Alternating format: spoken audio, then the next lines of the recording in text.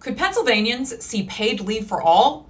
And state lawmakers are taking another shot at regulating and taxing skill games. This and more in the Week in Focus for the Pennsylvania Capital Star. First up, Pennsylvania is one step closer to paid family and medical leave.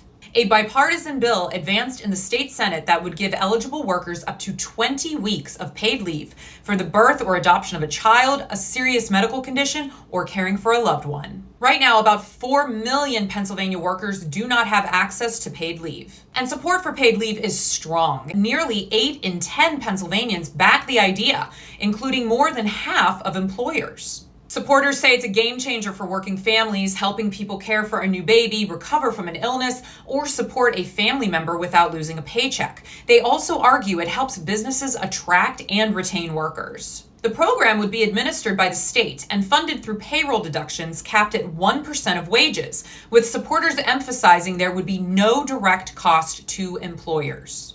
If approved, Pennsylvania would join 14 other states and Washington, D.C. with a statewide paid family and medical leave program. Next up, if you've seen skill games in gas stations, bars, or convenience stores, a major Pennsylvania court ruling puts their future up in the air. The state Supreme Court ruled the devices are illegal, giving lawmakers new momentum to finally regulate and tax them. Skill games have operated in a legal gray area for years, with supporters arguing they help small businesses and critics saying they're essentially unregulated gambling. The biggest questions? How much should these machines be taxed, and who gets to regulate them? And where should the money go? There's also debate over whether the revenue should go into Pennsylvania's general fund or help address transportation funding needs. If lawmakers fail to act, the enforcement of court's ruling will begin in 120 days. Want to support Pennsylvania Capital Star? Sign up for our newsletter, share this post, or become a donor to back independent journalism in the Commonwealth.